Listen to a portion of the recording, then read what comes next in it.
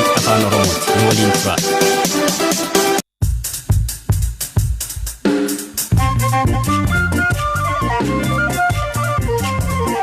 Akkam jirtu hordoftoota keenya sagantaa raadiyoo BBC afaan Oromoo jimaata galgala muddee 18 bara 2020ti. Badhaasni birrii miiliyoona 10 nama bakka hoogganni olaanoo TPLF jiru eeruuf qophaa'u.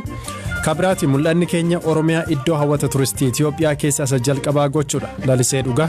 The image about Oromia in most cases is very misrepresented.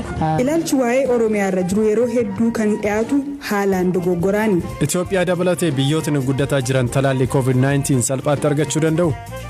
Akkaataan itti hiramu Itoophiyaan humna qabaattee humna dhabdeetu hin taane uummata Itoophiyaa ni barbaachisa moo hin barbaachisu kan jedhudha. Garuu akkuma beeknutti umuriin qopheessaan Eliyaas Mulugeetaati Zalaalam Taaddasaa isinii dhiyeessa.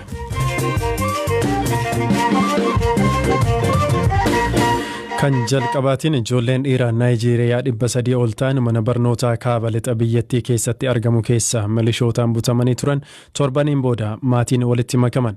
Eliyaas Mulugeetaa gabaasa kana isinitti hima. 344 of the students have been handed over to security agencies. Ijoolleen dhiiraa 344 ta'an qondaaltota nageenyaatti deebifamaniiru. Kaleessa gara galgalaa kana kan dubbatan bulchaan Kaatsiinaa Aminuu Beelloo hunda isaanii ta'uu baatus ijoollee baay'ee deebisiifneerra jedhan. Ijoolleen butaman kunneen magaalaa guddoo bulchiinsaa kan taate Kaatsiinaa wayita ga'an mul'ataniiru. Gabaasonni akka jedhanittis baay'ee kan dadhaban fakkaachuun alatti ijoolleen kunneen nagaadha. Gariin isaanii ammallee uffata dambii mana barnootaa isaanii akkuma uffatanitti turan. Mucaan tokko TV irratti akka dubbateetti erga qabaniin booda daabboo fa'ee itti kennaa turani. Iddoon sun baay'ee kan qorru ta'uu himuun gara manaa deebi'uu isaatti dhuguma baay'ee akka gammadee dubbateera. Maatiinis ijoollee isaanii waliin deebisanii wal arguutti baay'ee gammadaa jiru. Muddee 11 ture hidhattoonni Boko Haram mana barnootaa magaalaa Kankaaraa keessatti argamu irratti haleellaa qaqqabsiisuun ijoollee dhiiraa kan butan.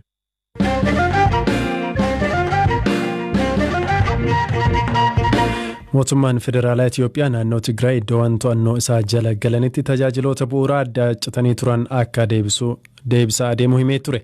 Haaluma kanaan kantiibaan magaalaa Maqalee haaraa muudaman Ataakilti Haayile Sillaasee tajaajilootni bu'uuraa akka bishaanii fi ibsaa adda citanii turan magaalattiif deebi'uu BBC'tti himaniiru.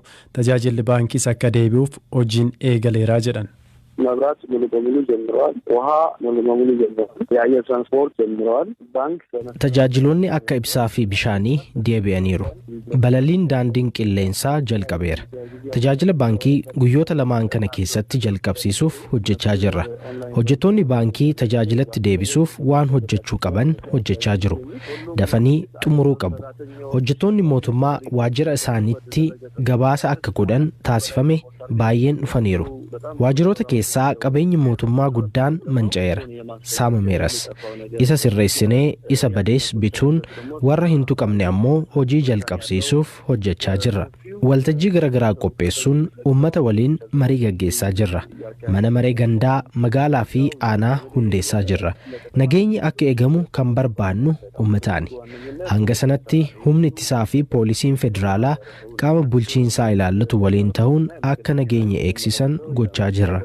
Irra caalaa garuu uummataa fi qaamolee nageenyaa gidduu akka riqichaa ta'uun kan gargaaran dargaggoota naamusa qaban uummata keessaa filuun hubannoo kennaafii jirra.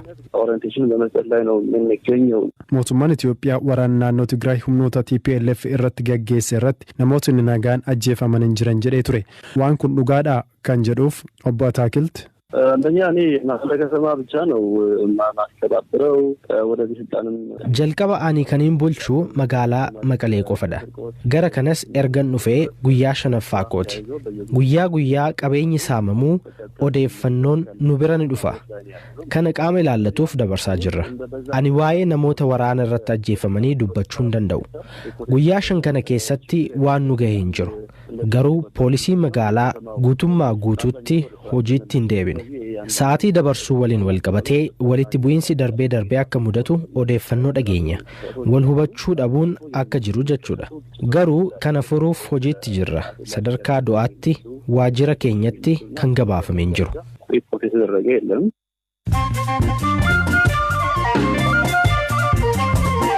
gidduutti ammoo oduun gabaabseen isinitti hooggantootni olaanoo TPLF bakka jiran nama eeruu kenne birrii miiliyoona 10 badhaasa jedhe raayyaan ittisa biyya Itoophiyaa.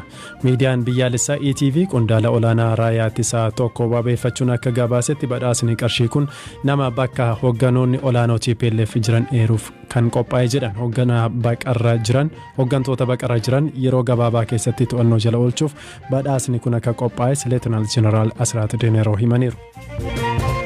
Dhaabbanni mootummoota gamtoomanii namoota nagaa sababa lolaa Tigraayin miidhaman gargaaruuf deeggarsa yeroo balaa doolaara miiliyoona 35.6 gumaachuu beekse. Arjooma maallaqaa kana keessa doolaara miiliyoona 25 kan ta'u namoota nagaa lola kanaan madaa'anii fi miidhamaniif qoricha wanta nyaatamuu fi bishaan dhugaatii dhiyeessuuf akka oolu dhaabbatichi ibseera.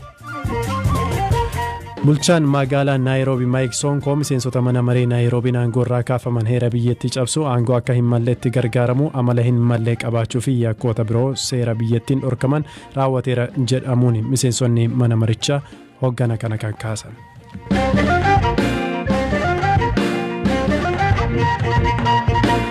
weeraraa koronaa vaayirasii ittisuuf talaalliiwwan hedduun gabbifamaa turan keessaa tibbana 3 sadarkaa qorannoo yaalii barbaachisuu darbuun tajaajilaaf oolanii jiru. Pfizer, AstraZeneca fi Moderna kanneen jedhaman amma tajaajilaaf akka oolan ta'aniiru. UK talaallii kana duulaan kennuu jalqabdeetti. Ameerikaanis akkasuma talaallii Pfizer yaalii ariifachiisaaf jettee akka hojiirra ooluu raggaasifteetti. Modernaan tibbana 94 ol bu'aa qabeessa jedhamus talaalliiwwan kennaman kanatti makamee jira. Baantii Galataa biyya Sweden University Maalargaalenitti barsiisaa fi qorataa fayyaa uummataati. Talaalliiwwan COVID kunneen namoota irratti akkamiin yaalamaa ture kan jedhuu fi biyyootni akka Itoophiyaa akkamiin argachuu danda'u kan jedhu irratti gaafadheera. Namoota irratti inni hojjetamu kun sadarkaa 3 hamma 4tti qaba. Sadarkaan 3 jalqabaa dirqamadha. Inni 4ffaan garuu waggaa 5 yookiin waggaa 10 booda akka to'annaatti kan hojjetamudha.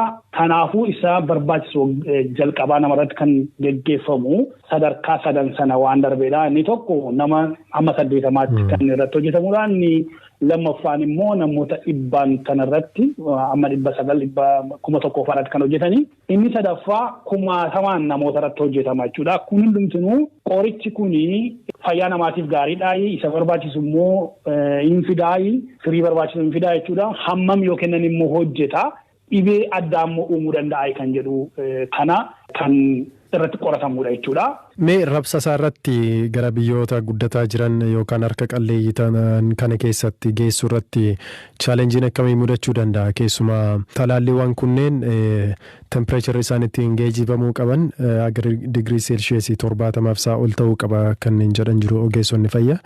Kanaan yeroo ilaallu biyyoota akka Afrikaa keessatti bu'aa qabeessa karaa ta'een geejjibsiisuun waan salphaa ta'a jettee yaadda akka ogeessa tokkootti?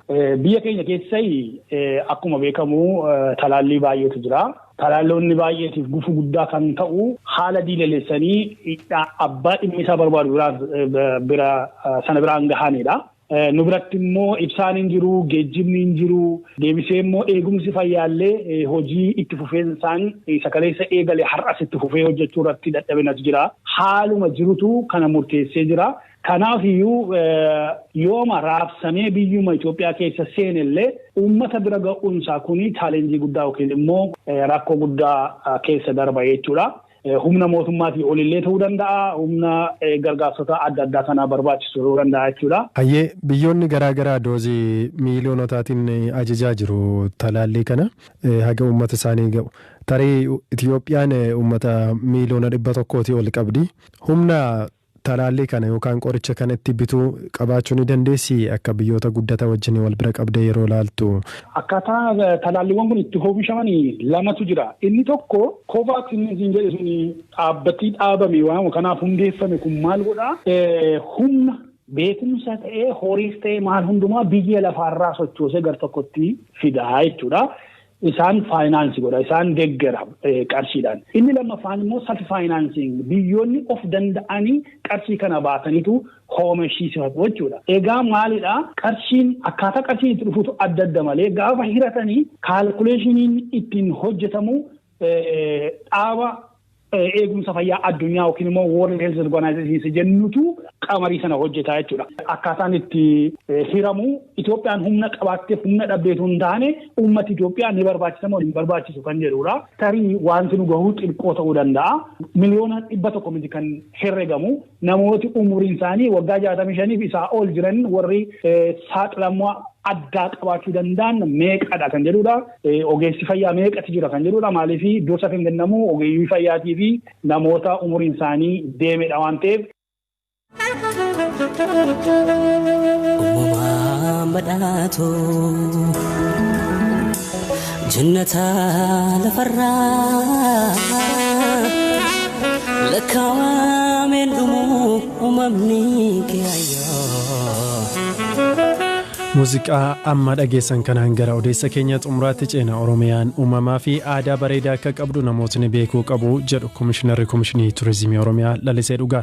Dhiyeenya kana hojii kan eegale komishiniin kun hawwataalee turizimii misoomsuu, beeksisuu fi fandii turizimii Oromiyaa hundeessuun hojii isaa ijoodha.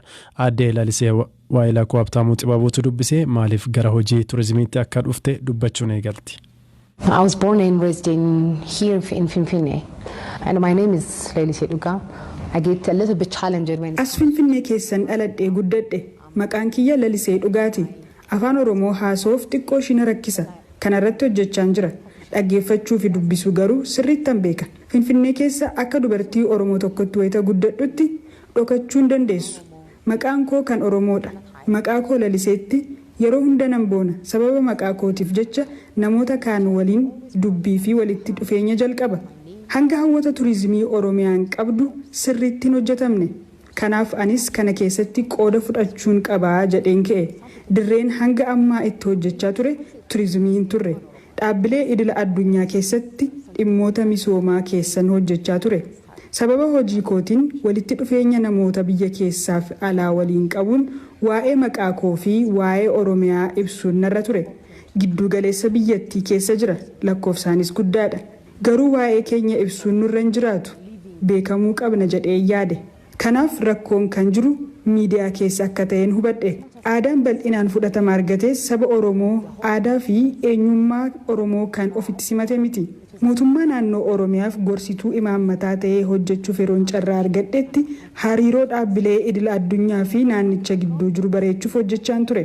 Ilaalchi jiruu fi dhugaan lafarra jiru waan gargar ta'eef boodarras wanti naaf galee aadaa fi turizimiin salphaatti uummata walitti fiduu danda'a. Easily bring kind of people on the same platform. Aadde Laliseen akka jettutti naannoo Oromiyaa irratti ilaalcha dogoggoraa hedduutu jira. Isa kana jijjiiruufis hunduu hojjechuu qaba jetti. The image about Oromia in most cases is very misrepresented. Ilaalchi waa'ee Oromiyaa irra jiru yeroo hedduu kan dhiyaatu haalaan dogoggoraani. Waa'ee naannichaa ilaalchota dogoggoraa hedduutu jira. Gama miidiyaaleenis waa'ee naannichaa duulli ni gaggeeffama. As keessaa gariin dhugaa jiru irratti kan hundaa'anidha. Akka kootti hawaasni fi mootummaan waa'ee kanaa irratti itti gaafatamummaa fudhachuu qabu. Haa ta'u malee waan lafarra jiruu fi duula hawaasa kana irratti gaggeeffamu wal bira qabdee yoo ilaaltu garri caalu soba akka ta'e nan arga. Waan dhugumaan lafarra jiru agarsiisuu fi amansiisuuf ciminaan irratti hirmaachuu qabna. Wantoonni mudatan ni jiru. Inni kunis kan nama gaddisiisuu fi furuu kan dandeenyudha. Haa ta'u malee ilaalchi namootaa hojii manaa koomishinii kootii isa olaanaadha. Wayita waa'ee turizimii Oromiyaa keessaa haasofnu namoonni waa'ee rakkoo nageenyaa haasa'u. Waa'ee hokkora naannicha keessa ture dubbatu. Sababa kanaatiin ilaalchi namoonni qaban kan nuti feenu miti. Waan hedduu hojjechuun nurraa eegama. Si'oominaan hirmaachuun barbaachisaadha. Kaanis dhufanii waan lafarra jiru ilaaluu fi nutis dhugaa jiru himuun nurraa eegama. For others to come and see what's on the ground, as well as for us to tell the truth. So it's a responsibility from all sides. Oromiyaan iddoo hawwata turizimii hedduu akka qabduun beekama. Aadde Lalisee Dhugaa isin galateeffannaa kabajamtoota dhaggeeffattoota keenya sagantaa raadiyoo BBC Afaan Oromoo kajimaataa fi ka xumura torbee kanaa xumurreeti kan jiru asirratti qopheessaan Eeliyaas Mulugeetaa ture kan isiniif dhiyeesse Zalaalam Taaddisaati. Torban bareedaa qabaadhaa nagaatti.